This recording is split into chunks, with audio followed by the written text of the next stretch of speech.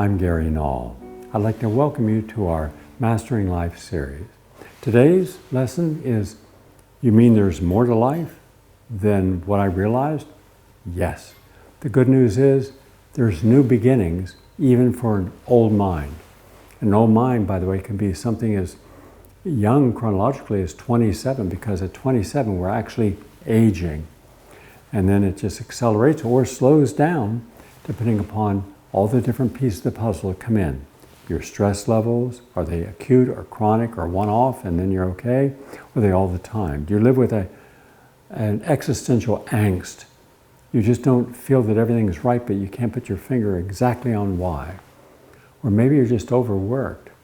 Maybe you just don't give yourself time to relax and de-stress and detoxify. And maybe your diet isn't ideal, what it should be. So you're gaining weight, you've lost your energy. Your passions have gone down, your libido's gone down, your enjoyment has gone down. And yet there was a time when you were a vitalist. Everything was vitally important because everything was newer. And now you've been there, done that. I'm just going to watch television. Or I'm going to go on the internet, watch Netflix. We want to have a whole new beginning. So I'm going to share 10 points with you. If anything in these points resonate, then use them and comport them with your own values and beliefs and reality to make it even better. My whole objective in this is to open doors of the mind so that you can see what had been shuttered, blocked, obfuscated. So we begin. The first question out of the 10 is this, and I'm raising questions that you have to supply the answer. Remember, in life, it's the quality and honesty of our questions. So we don't, I don't want to say something that might offend someone, so then how are we ever going to know the truth if we're afraid to ask the right question? What are you afraid of losing?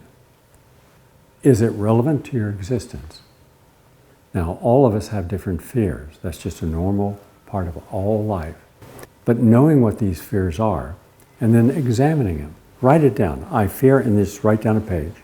I fear insecurity. I fear losing my job. I fear not being the best partner in my relationship. I fear that I'm not spending enough time on myself or my hobbies. I once had a hobby. What happened to my hobby? It's gone.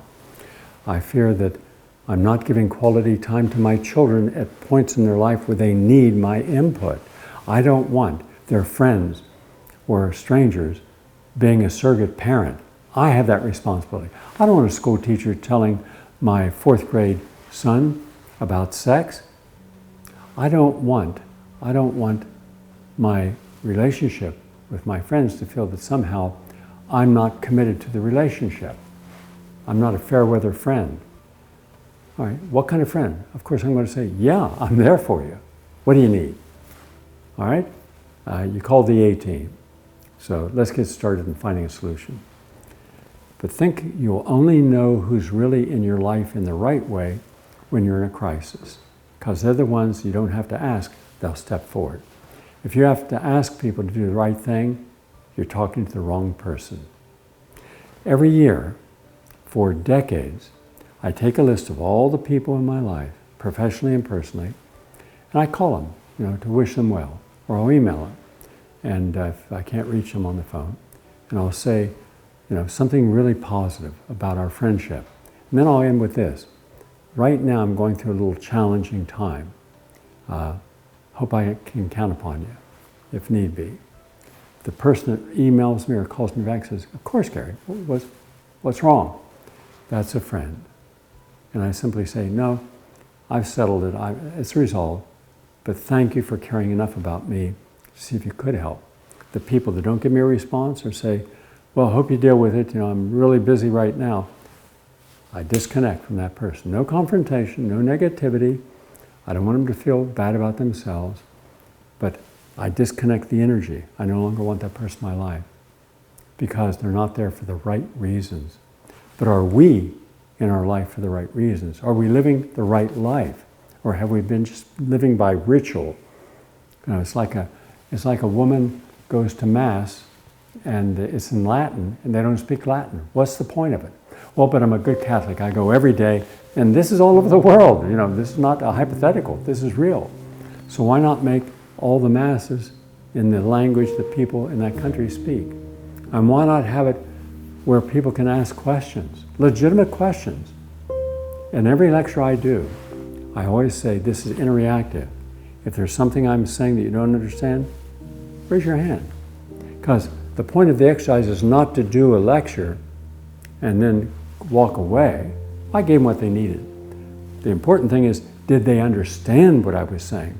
Well, of course they did, Gary. Not true. Because all of us have filters.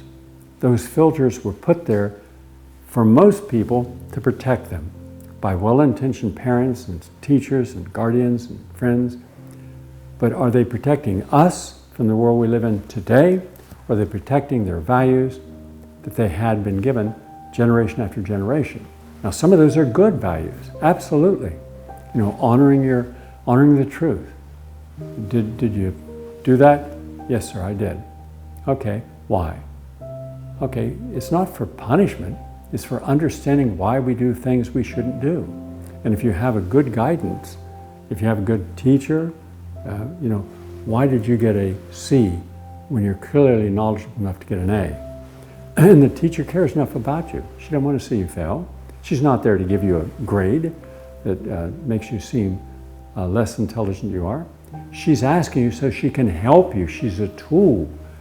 So look at all the tools we have. Look at all the virtue we have in our society of people who truly want to help other people.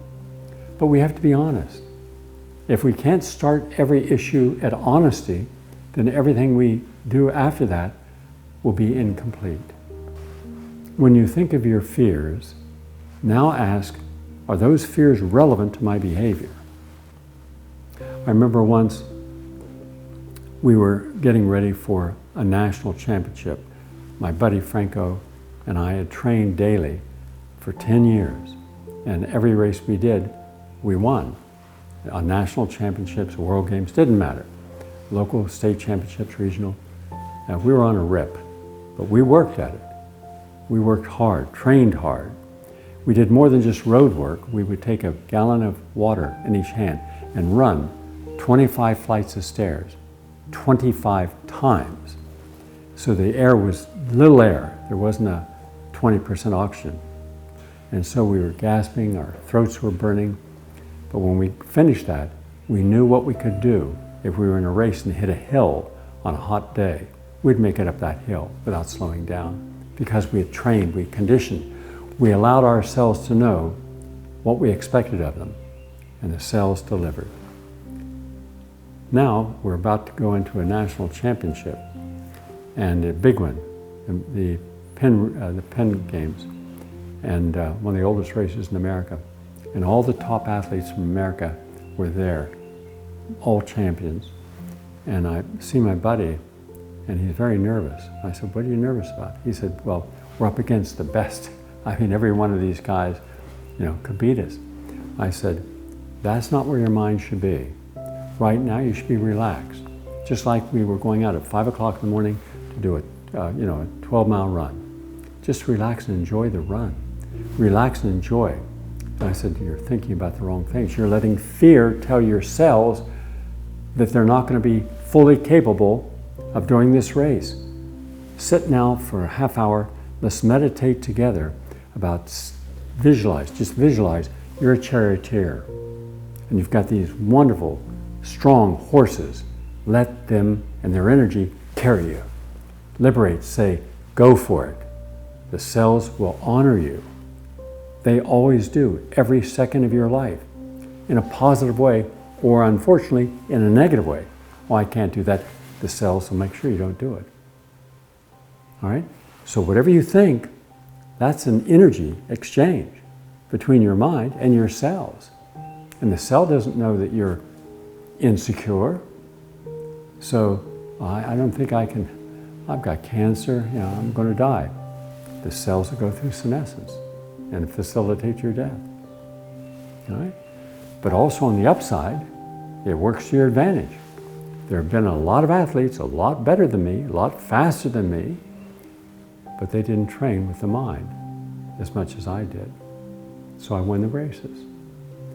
And no one ever comes over and says, Gary, how did you come from behind? You always start the race dead last and come in first, over 400 races.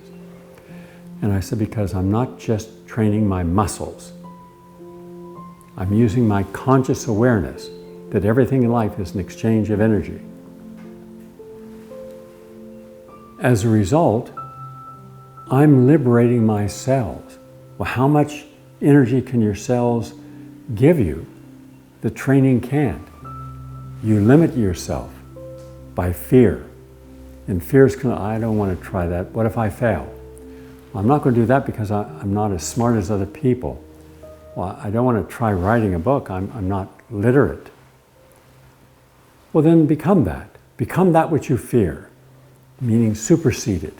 You can maladapt to a fear. You can adapt to a fear and just live with it, in which case, how's it going? Oh, it's going all right.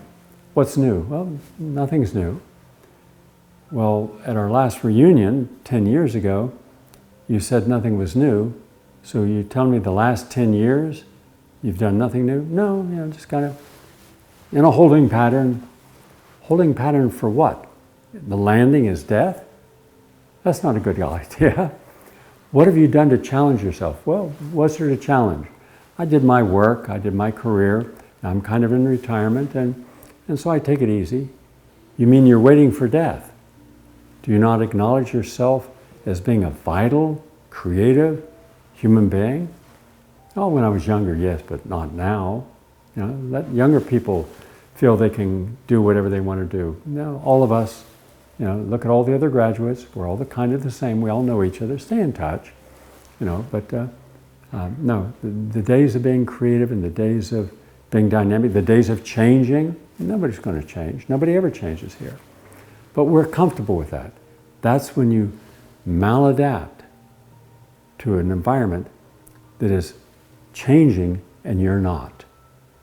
Instead, I believe we should transform our fears, transform our crisis, transform our limitations, transform the circumstances that we're going to say, but you don't understand, Gary. I've got this and I got that and I got this and that. Well, all right, why do you have these things? Why aren't you willing to say, I can change, I can live anywhere I want. No one's got a gun in my head. I don't have to be any place the rest of my life. So why am I predictable and wanting to be here now? Think about that. You don't have to be any place the rest of your life. Then why are you where you're at? Is it a good place? Good. You're happy there? Good. You're able to thrive there? Good. Or you're just in, like for decades, people thought that Tampa and St. Petersburg and Clearwater were places that older people went, and it was called God's waiting room. Wow. No. There's no age that you have to stop being vital, creative, positive, exciting. All right? So then when we did this meditation, and I said, remember, Franco, liberate your cells. Let them run. Let those chariot horses drive you beyond what we trained for. Because our training limited us to what the muscle had experienced. Now, go one step further. That's the transformation. Okay, so here are the pen relays, and that's exactly what we did. I set a record, won the gold in the Masters category, and he did very well as well. He took a bronze. And he acknowledged, driving back up to New York City, that we competed against the best athletes in America in track and field in our race. But we also liberated ourselves. And in that process, we added another element of energy enhancement. Hey, look, don't you feel better when you come out of a comedy club? Physiologically, laughing helps the immune system. It raises it, lowers cortisol and stress hormones. It's a very positive antidote to being stressed, because what happens when you're stressed? You constrict. You're breathing. You don't understand. You're breathing up in your neck. Relax. Breathe through your diaphragm. Relax. Just relax. Calm yourself. Calm. Now your blood pressure comes down. Your heart rhythm slows down, is more even and regular. You see, fear constricts your mind. It allows you to react only, not use reason. That's why people say the wrong things, do the wrong things in a stressful situation.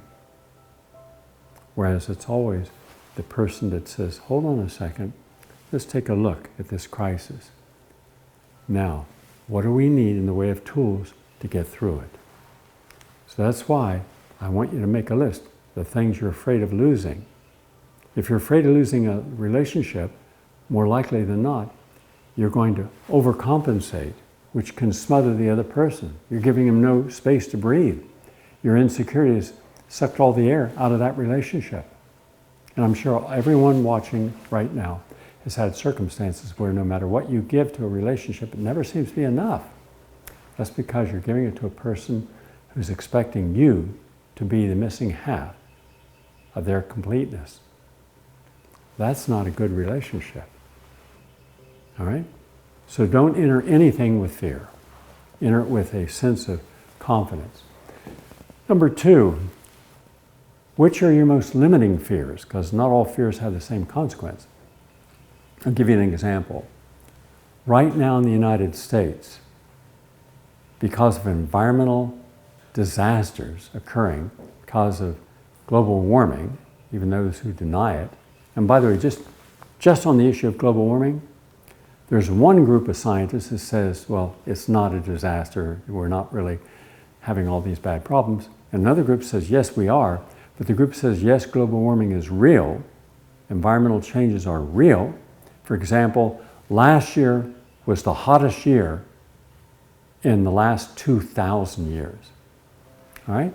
And we're seeing the consequences of that. Warming the ocean increases the intensity of hurricanes. Doesn't increase the number, but intensity. So here's the mistake that was made. The people who say the environmental disasters are real, they then did something that is not real. They added on predictive dates. Well, within 11 years, remember we heard that about 4 years, within 11 years, the world will be over. No, the world won't be over in 11 years. Civilization will not collapse in the next, the next 50 years. But things will happen that make it virtually unsustainable to live in certain areas. Right now, in many parts of sub-Saharan Africa, there's such massive drought and no water that people are now environmental migrants. They have to go someplace else. That's real, but it's not covered. If you're saying that we're going to have, the ocean rise so fast, well, that's based upon the melting of Antarctica and Greenland. Now, that could raise the oceans by 20 feet, and you have to have about 1,000 foot added onto that of where that water is going to go, inland. So yes, right now, I lived in South Beach for 15 years. I had a beautiful apartment right across the street from the ocean. And every day when I was running, I would do my 5 or 10 mile run on the beach because it was quiet, and I'd see the bulldozers coming in and taking all the sand off barges because the sand was going out at night. And I stop and ask people, did you always? No, always used to be plenty of sand here. But now the ocean's rising, and as the ocean rises, the tide takes the sand out. Now, how much sand? There's no longer any sand in the United States to put here. We're having to import sand from the Bahamas every day, 24/7, for all, not just Miami Beach, but for all the beaches. Well, who knew that, right? But then I saw something. There will be, where the water goes out after high tide to a low tide, you'll see long strings of seaweed right up the beach. And every year it went further in and further in and further in, till one day I went out for a run and the seaweed, 100 yards away was the ocean, and the seaweed was right up against all the buildings going clear up. Now that means clear up from Key West right up through Miami Beach and Fort Lauderdale, West Palm Beach. So I'm thinking, whoa, because none of these buildings, tens of thousands of buildings going clear up the East Coast, none of those are resting upon solid rock. It's all sand. These are concrete stanchions. So then we started to see, as the water comes in, a lot of it, and it goes out, it's pulling the sand that these concrete beams are resting on, that means they're going to start to crack. That means the entire building will be unsustainable. And we saw that a couple of years ago, remember? That building cracked and crumbled and people died. All of them, every single building is susceptible to that happening.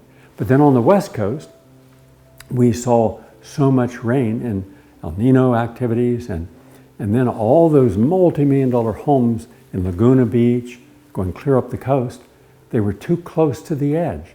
And now what do we see? Just in the last 3 months, multi-million-dollar homes falling off the cliffs. Okay? They built in the wrong place at the wrong time. And we're seeing places where there's mudslides, roads being torn out, fires. So ask yourself, when was the last time you heard a governor say, people, we have to be realistic. We're on earthquake fault and it's going to happen, it's past due. We have fires 24/7. There is no such thing as a fire season now, it's 12 months a year. We also have rain bombs coming that we've never seen before, where so much water is accumulated that when it releases itself, you can have flash floods. A whole year's worth of rain fell in one day in the United Arab Emirates, in Dubai. They had never prepared for that. So everything flooded. One of the most expensive and beautiful cities in the world was flooded because they didn't anticipate this former Bedouin community in the desert flooding because it had never flooded. Now it is. And we have this also in India, in Bangladesh, in Pakistan. Floods that they had never seen before, far more than the monsoon.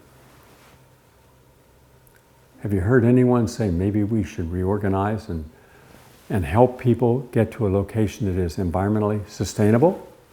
No. No, because they deal in half-truths. They say, well, they talk about, well, we got our emergency crews out there and we've got all these extra airplanes dropping on the fires and we've got these other people coming in with bulldozers to take out the mud from the mudslides and then we're going to rebuild this and rebuild that. But you're in the wrong place at the wrong time with the wrong support system and the wrong mindset. And all these people then say, okay, well, it is what it is, and now there's no insurance. People are going broke. So it's time that we realized that the environmentalists who denied global warming were wrong, and the environmentalists who supported global warming were wrong on their predictions. So then the deniers say, see, it didn't happen. Didn't happen. But that doesn't mean it won't happen. It will happen. So then look to ask yourself, based upon all that we know, are you in the right place at the right time? If not, then put your mind into, okay, I'm going to get rid of the old mind that says, I was born here, my family's born here, I got to stay here. Why? Based upon some foolish tradition? The people that were there at one point, it was sustainable. It was nice. Today it's a ghetto. You can't go to the bank, can't go to the grocery store with fear of the gangs going to harm you and take what you have. Or you go out, go for a walk and come back and someone has changed the locks and now they have confiscated your house, they're a squatter. And it'll take you a long time to get them out and very expensive and they'll destroy your house in the process. I mean, this is the world we live in today. It is unsettling. But we're not all going to collapse. We're not all going to break down because a lot of us are now in the process of breaking through. Once I understand the game of manipulation and propaganda that you're trying to get me to buy into and who to vote for and what products to buy and what beverages to drink and what clothes to wear, then I know your game. I don't matter to you. I'm only a commodity you can exploit. And now that you can exploit it, I'm not even a commodity that's of value to you because the 15-minute cities, you're going to have very wealthy people there. What about the poor? Well, you're going to take their homes because they'll, quote, own nothing and be happy. No. Hundreds of millions of people are waking up and saying, no more. I didn't elect you to control my life. And that's good. Because the fears that limit us are the fears where we become inactive. We become compliant. We become obedient because we're afraid of the consequences of how we will be judged or viewed or included. People don't want to be excluded. Look, people love being around people, and that's healthy, that's good. But be around people who are the right people for the right reasons, and then you're harmonizing your energy. And that way you don't have those fears. Let the fear go, but be realistic. Replace fear with awareness. Because fear and awareness are not equal. Awareness tips the scale completely down to truth. Fear negates truth. You don't know what the truth is. As a result, you're afraid. You're afraid of what to do. I don't know what to do. I don't know what to, should I take the vaccine? Not take the vaccine. I don't know. I'm not a scientist. Well, everyone else is giving their kids, sugar-coated cereal. I didn't see the problem. Consensus. I don't want to be fat shamed, but I want to eat. I don't want to starve, says the person that weighs 500 pounds. Well, I can't afford my medical bills. Can you afford to prevent a disease? It's a lot cheaper. You're not fearing disease when you're manifesting healthy choices. You reward yourself. I feel good because today I said, heart, I love you, and I'm going to take some vitamin E and coenzyme Q10 and magnesium and L-carnitine and cayenne and vitamin C. That's going to naturally thin my blood, preventing strokes. It's going to energize the mitochondria in my heart and my brain, so I have more energy. I'm more vital. I'm more conscious, aware. I have the capacity to go from 0 to 60 in 2 seconds. Boom. I've done something good for myself. Good. What about your liver? A lot of people have non-fatty liver disease. Yeah, about 40% of the adult population. Why? Fructose. It's not the alcohol that historically would have caused the cirrhosis of the liver and death. It's all the junk we eat, all the sugars we eat that we don't need, don't help us.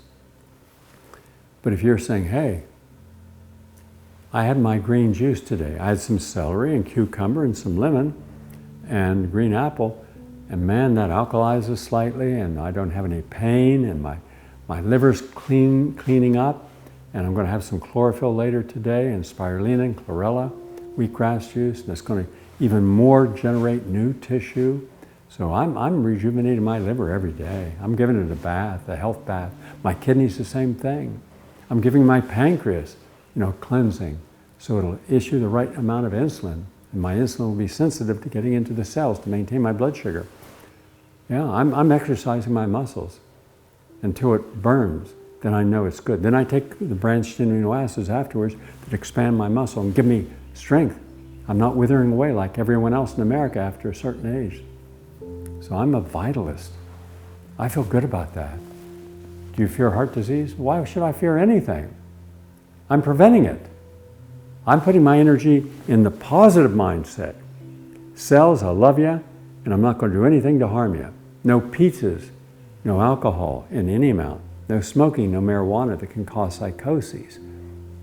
No, I'm not taking anything in. Oh, and by the way, if you're Democrat or Republican, I don't give a damn about you. I'm not going to take anything you say seriously because you're all compromised. You're all compromised.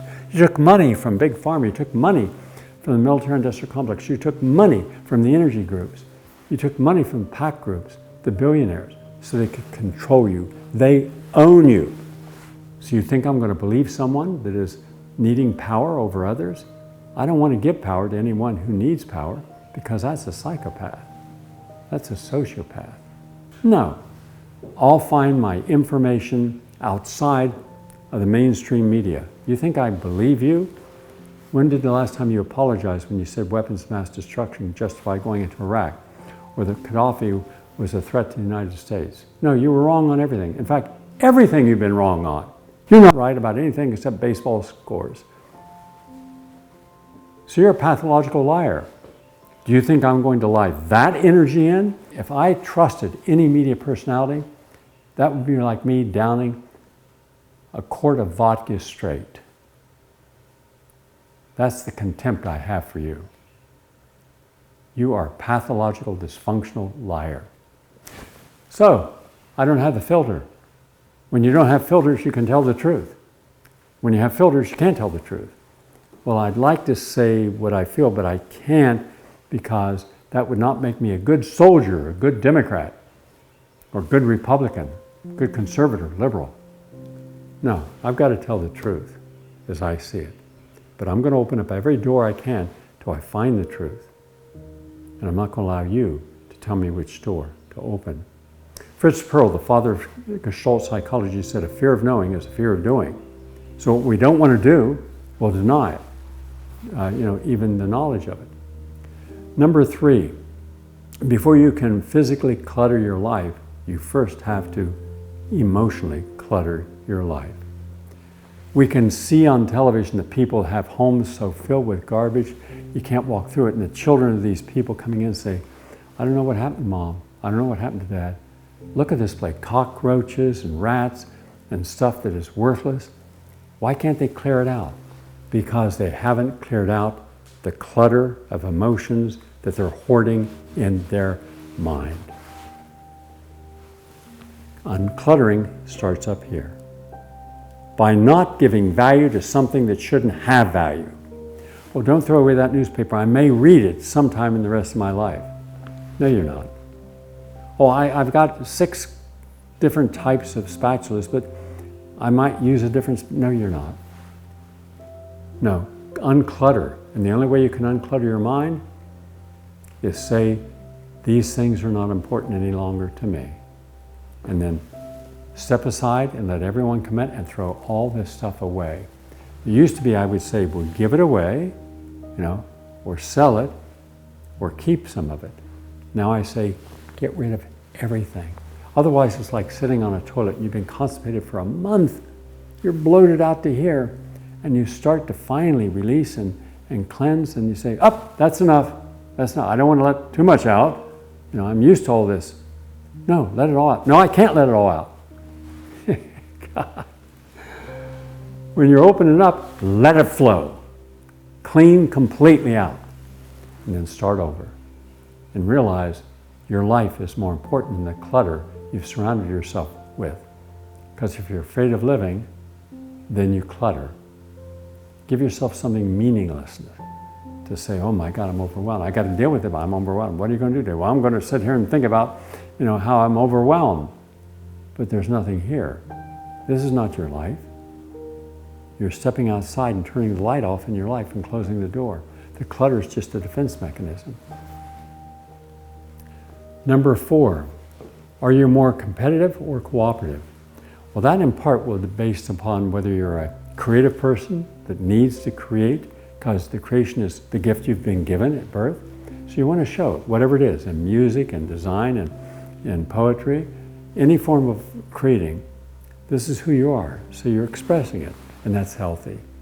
But at the same time, look around you, you're part of a world. You can't just create everything for your own amusement and interest. Look at all the other people you could cooperate with, and together you make it a better world. The we concept. So you use your uniqueness and someone else's uniqueness and someone else's uniqueness, and you have something that's very dynamic, far more significant in the outcome than each one of you separately. You have strength in that common energy. You're pulling your energy, you're pulling the strength of the best that you can be, each of you. So learn to cooperate. What we have now is competition at every level. People are competing of who's got the most income, who makes the most money. Not how that money could help other people, but how it helps the image of them being significant and relative. So people have far more than what they can spend. So therefore that tells me a person is insecure, not enjoying life. They're afraid that if they don't compete and win, that somehow they'll be viewed as losers. After all, let's just say you had a Super Bowl and you have 2 undefeated teams all season, and they go into 10 extra innings. It's now 5 o'clock in the morning for a game that started at 5 o'clock at night, and neither party has won. And finally a person kicks a field goal and wins. You know what's going to happen? One is the winner, one is the losers. Those losers, that's competition. That's the downside of viewing competition. That if you lose, you're worthless. You're a bum, you let us down. We should eliminate this idea that somehow competition shows who's the best at anything. It's all relative. Number 5, what is the most important grounding principle in your life? Now think of that for a moment. What do you believe in? What do you believe is the central meaning and purpose of your life? Why are you alive? Is it to work at a job you don't like that's meaningless, just so you can get a salary? I don't think so. Is it to prove to others that you're a responsible person? You shouldn't be living through other people's expectations of you, because then you're not being authentic to you. They're the architects of your life. You should be the architects of your life. They tell you what road to go on. You should know what road to go on. And that's the importance of knowing the central meaning of your life. Find it. What does your heart tell you and your mind be excited when you're thinking about? Because that's your intuition telling you, this is who you really are. This is what you should be doing with your life. Even if other people would disagree. It's your life. Don't be afraid to live it. Number 6, what do you sacrifice to find meaning, or what do you do to avoid the truth of your meaning? I've been an activist my entire life, even as a teenager, writing letters to the editor of the Parkersburg Daily News and Wheeling paper. It was just me expressing something. None of my friends ever did that. That didn't make him bad, I wasn't judging him, but it meant that I was considered odd because why are you doing this? When I started demonstrating against DDT back in the 1960s, I was considered, what are you doing this for? This is stupid. Well, to me it wasn't stupid.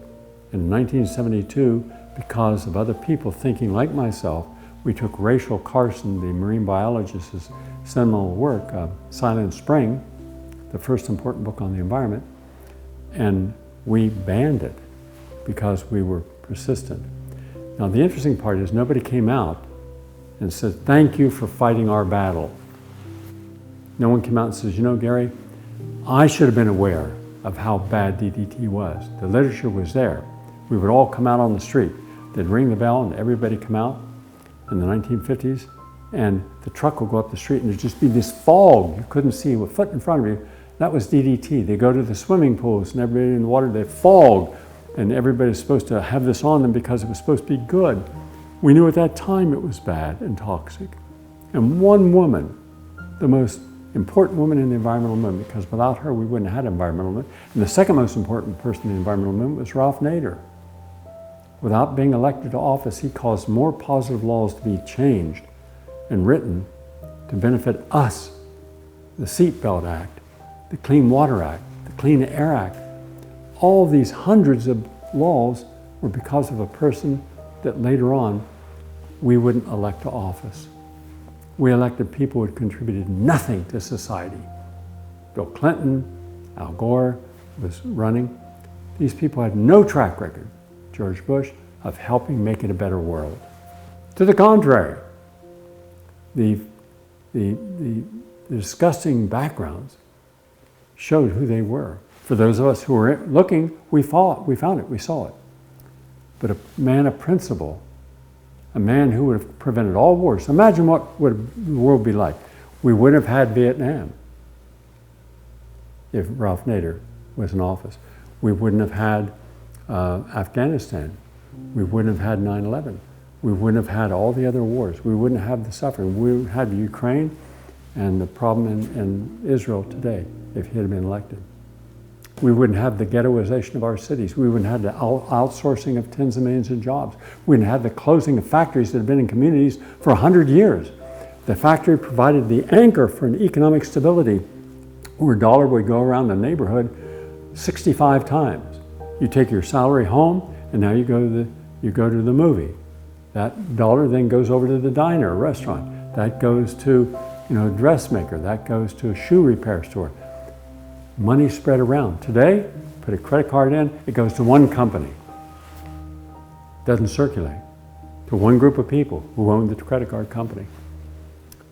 And all those jobs, nobody said, I'm sorry, I'm taking your job because I'm a greedy, insecure person. Not one of them. And yet today, who do we honor? the most greedy, parasitic individuals in society. But you got to be open and free to choose the truth, to understand how metastasized with social, emotional, intellectual, and spiritual dysfunction we are. Then you see it and you go, whoa!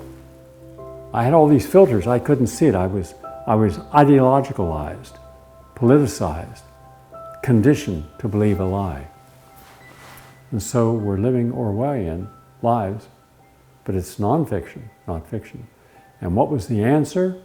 Well, in Brave New World, Aldous Huxley's classic book, it was soma, a drug. Give a drug so people don't realize how their emotions now can be calmed down and they can be controlled. So what do you use today? We use medications and drugs, marijuana, and that's considered good, and it's not. So we're not even aware of how we become prisoners to our own insecurities and fears, and other people see it and manipulate us. Stockholm Syndrome, where the prisoner begins to love the guard, the predator. Number 7, when you were younger, how adventurous were you? At your current age, how have you changed? Now this is very important, because when I was younger and my friends were all young, we were not afraid to do anything. Hey, let's take a bike trip. We'll fly out to Denver, we'll take our bikes, and we'll just bike through several states. We'll rent an RV so we can have a place to sleep and get food, shower. I did that several times. Hey, let's go down the Amazon for a couple weeks and see what tribal medicines are there. The big pharma's coming in and buying and then manipulating it and coming out with drugs. Let's see how they live. I'm up for it, let's go. And we did. All right. Let's do the first marathon in Great Britain. In fact, at the first marathon, the person who was the star, one of the stars of a movie that Chariots of Fire, and he was the aristocrat who would put a glass of champagne on every one of the hurdles when he was training to see if he could hurdle without knocking over the glass of champagne. And he sacrificed, he was in 2 competitions, he sacrificed one of the competitions so the Scottish great athlete who wouldn't participate on the Sabbath. So he could then participate and he won a gold medal. Both of them won. Well, he was there. I don't know how old he was. The 1922 Olympics is where he competed, but here he is in the 1980s. And so he was probably in his 80s.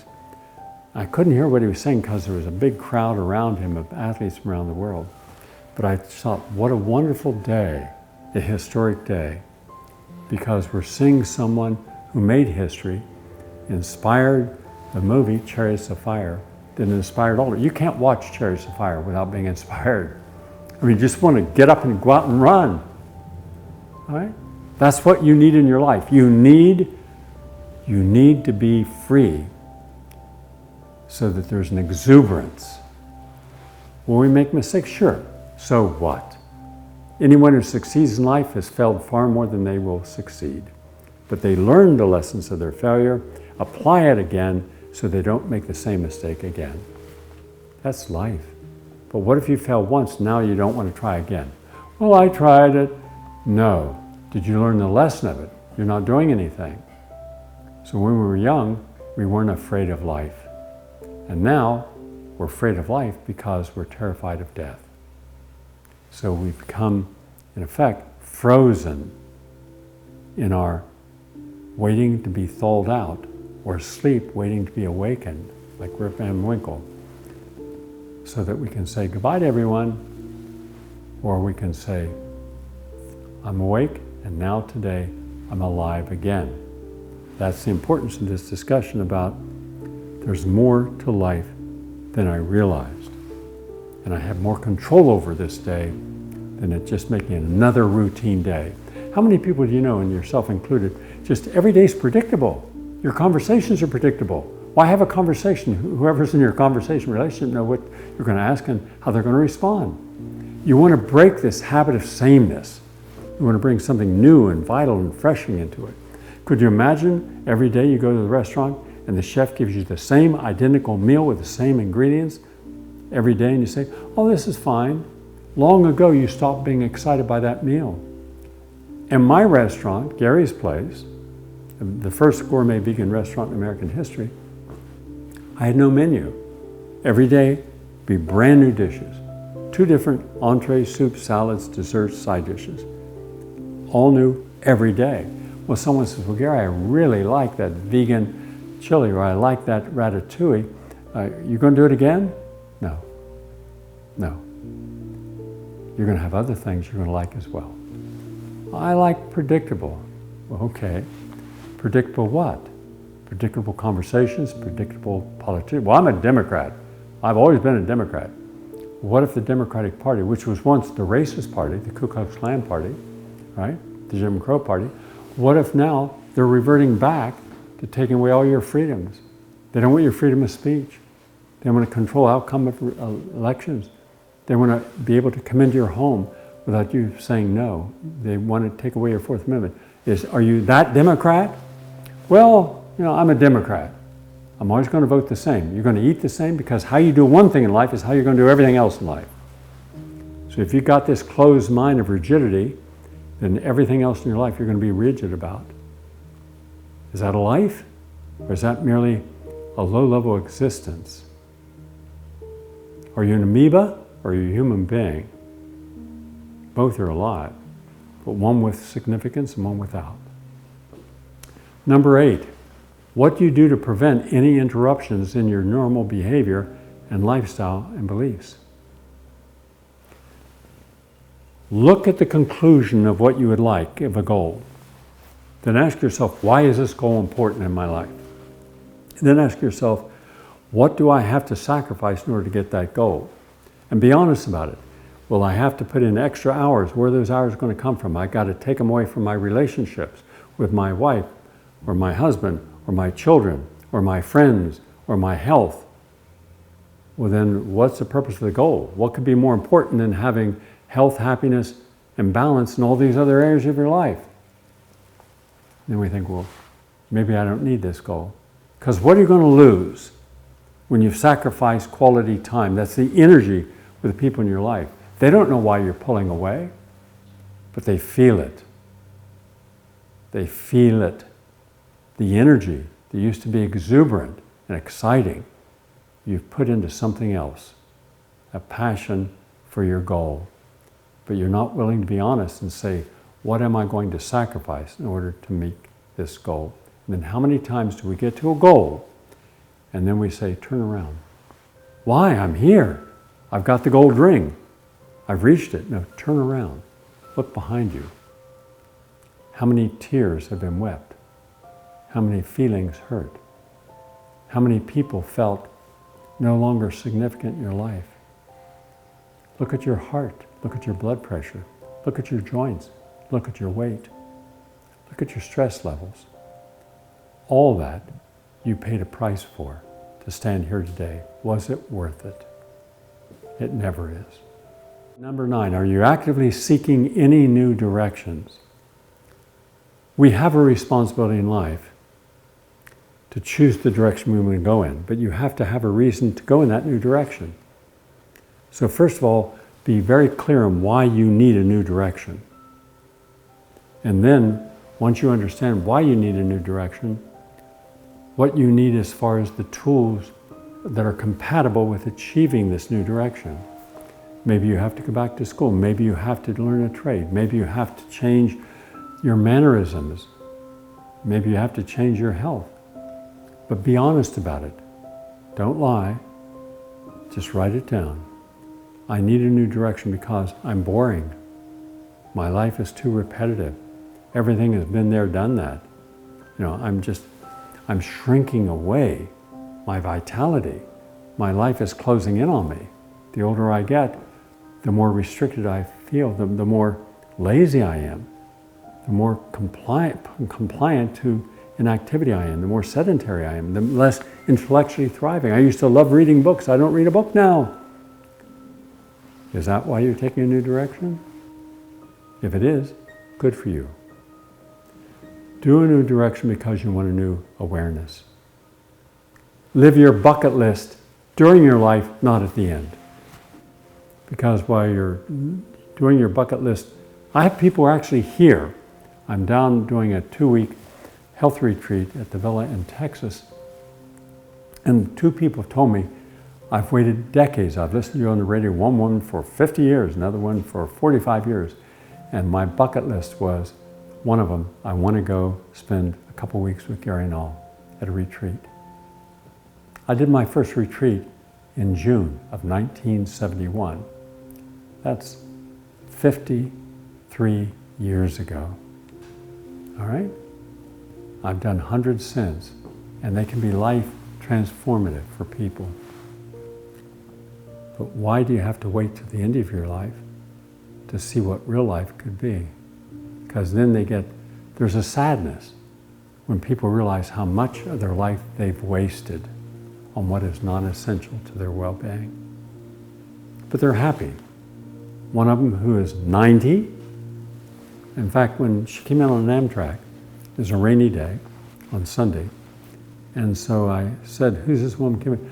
Oh, she's 90-year-old, and she came in on an Amtrak. She's at the hotel. I said, well, did anyone take her any food? The hotel doesn't have food. So I made her a meal and took it over and knocked on the door. Here. You brought me the meal? Yeah.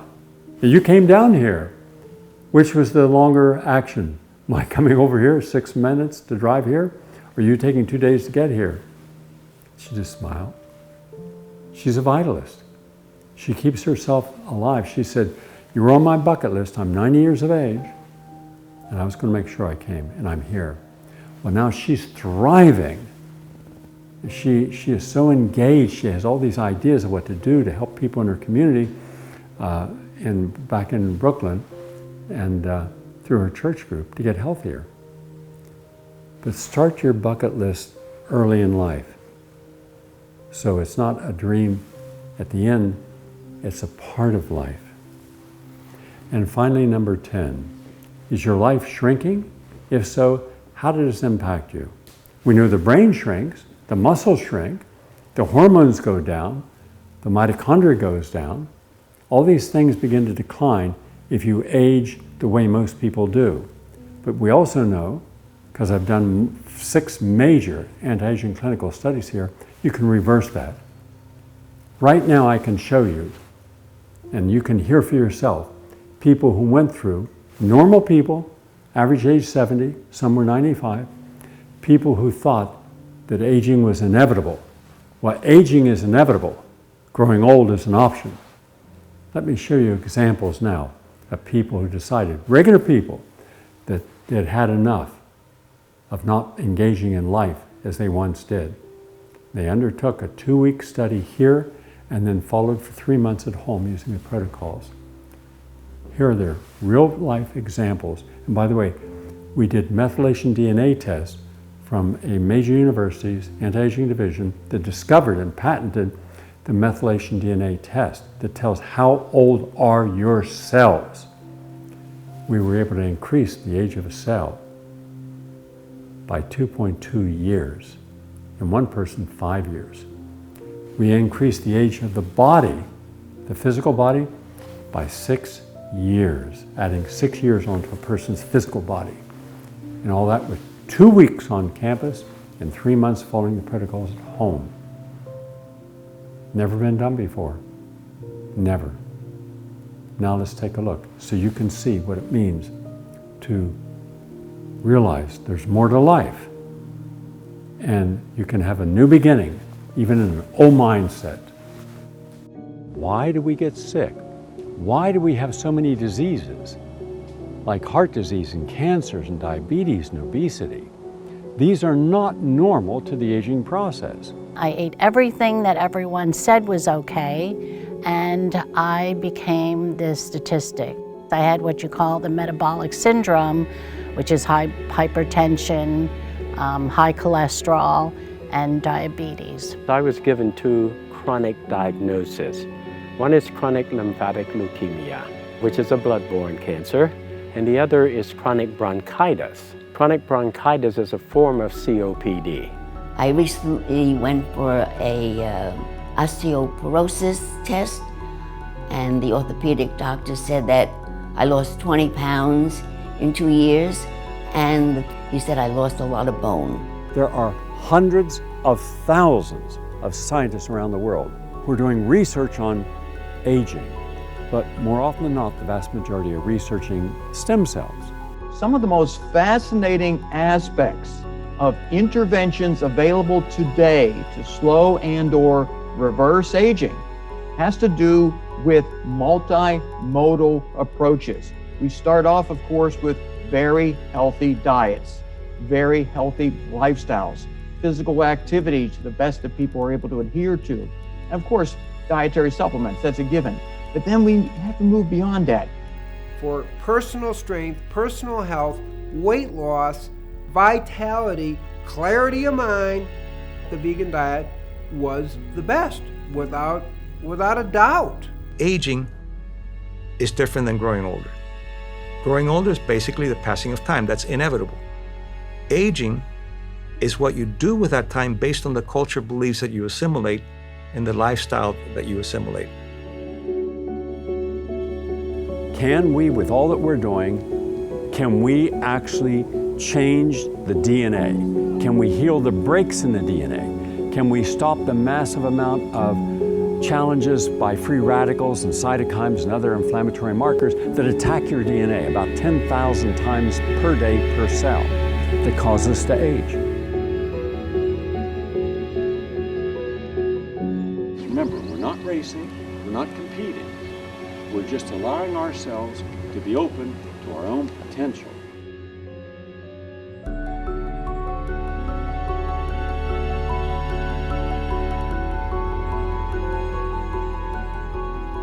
I routinely ask people when I work with them, why do you want to live longer? And people say, gosh, no one's ever asked me that before. But then they start to think about it and go, oh, well, I want to watch my kids grow up. I want to dance at their wedding. I want to, whatever it is that brings a sense of meaning and joy and purpose in their lives.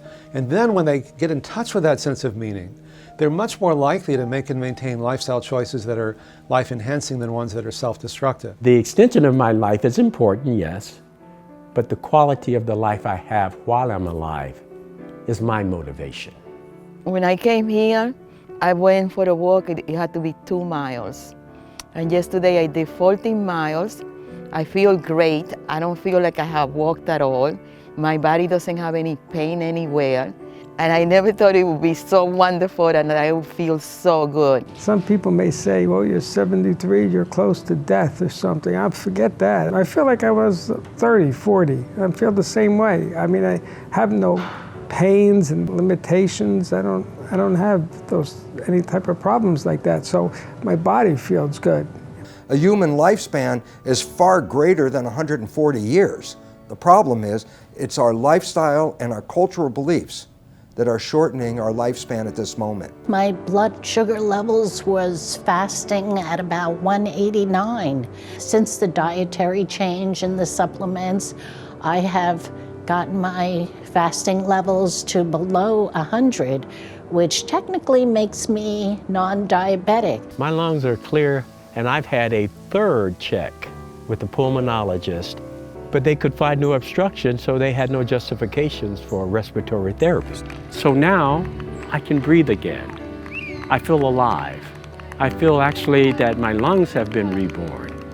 And this is a revelation for me. I feel that it's a miracle. I like going to the gym. I like not being able to do something and to see how I can do the things that I want to do. And that gives me a great sense of satisfaction. And my body feels terrific, so how could I lose?